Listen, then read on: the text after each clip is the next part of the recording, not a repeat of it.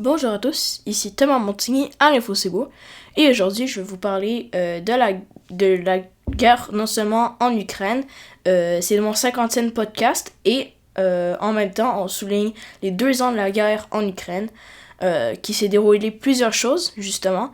On a appris récemment que plusieurs villes importantes que l'Ukraine a perdues sur son territoire ou qu'elle a évacuées parce que justement la Russie fait un regain de puissance, elle continue de faire rouler son économie avec ses partenariats avec des pays comme la Corée du Nord, le Kazakhstan, Afghanistan, Pakistan, des pays qui sont proches de la Russie.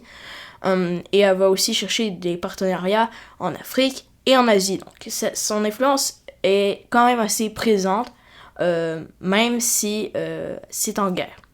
L'Ukraine tente de persister malgré que son aide internationale semble malheureusement se défriter et réduire, même si le Canada a envoyé plusieurs drones récemment, des armes et de l'argent qui seront très bénéfiques pour l'avenir de la guerre en Ukraine.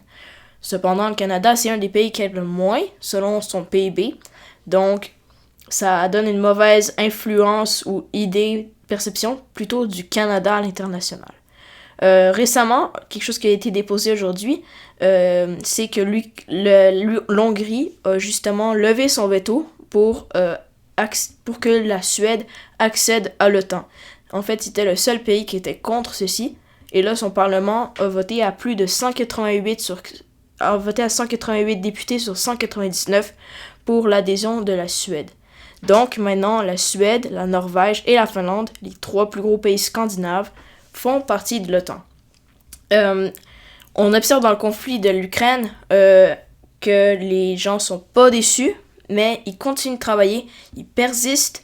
Il y a de l'aide internationale, des soldats non affiliés à l'armée, mais qui vont combattre là-bas sans le commandement de l'armée d'un pays, ce qui enclencherait une guerre, justement.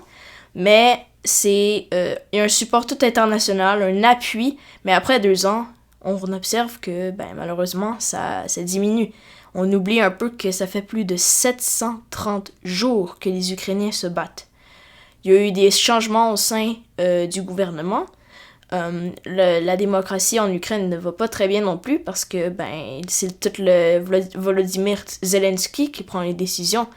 Il n'y a pas le temps c'est en urgence, là. Malgré que c'est quelqu'un de très sympathique, la démocratie va pas très bien là-bas.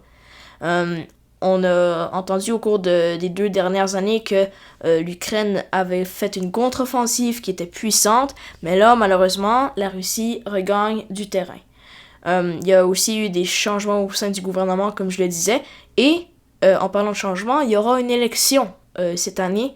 Peut-être que Volodymyr Zelensky va rester en place, mais il est possible que quelqu'un prendra le siège de président de l'Ukraine, dirigeant de l'Ukraine, et peut-être que tout le courant de la guerre sera changé. Peut-être que il va accepter faire des partenariats avec la Russie pour arrêter la guerre, ou tout simplement continuer le travail de Volodymyr Zelensky.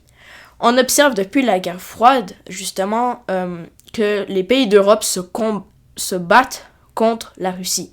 Le but de la Russie, c'est de reconstituer l'URSS. Donc, ils vont envahir l'Ukraine en premier parce que c'est quand même un gros pays. Mais là, en voyant que l'OTAN accède de plus en plus de pays, justement, la Suède, c'est son 32e ou 33e membre, ça fait beaucoup, beaucoup de pays contre un seul. Ce qui, en cas de guerre, ça se déroulerait pas très bien. Donc, l'Estonie, la Lettonie, la Lituanie, l'Ukraine, la Moldavie, c'est plein de pays qui sont collés ou très proches de la Russie, sans oublier la Finlande, qui font pas nécessairement partie de l'OTAN, sauf la Finlande, et qui pourraient se faire envahir bientôt parce que la Russie tente de reconstituer son territoire et son influence. Malgré ça, qu'elle réussit pas à envahir, on observe qu'il y a des pays européens qui sont plus de droite, comme la Hongrie justement, qui ont levé leur veto justement, mais ça a pris beaucoup de temps pour justement faire en sorte que la Suède fasse partie de l'OTAN. Donc, il y a aussi une division au sein de l'Europe qui, certains voudraient quitter l'OTAN ou prendre des décisions plus de droite ou arrêter tout simplement l'aide à l'OTAN. Et l'exemple le plus flagrant, c'est la Hongrie qui s'oppose constamment avec ceci. Donc, c'est important de souligner toutes les étapes que les Ukrainiens ont dû battre, le support qui tente d'aller chercher partout à travers la planète, et aussi qu'on ne doit pas les laisser tomber, même si ça nous coûte cher à nous, Québécois, Canadiens, les Américains, les Français, les Anglais, et j'en passe. C'est primordial d'aider l'Ukraine parce que c'est toute la géopolitique mondiale qui va être ébranlée si l'Ukraine capitule. Donc, merci d'avoir écouté. Et c'est le 50e podcast de l'Info C'est Beau. Donc, je voulais célébrer ça un petit peu. Merci d'avoir écouté.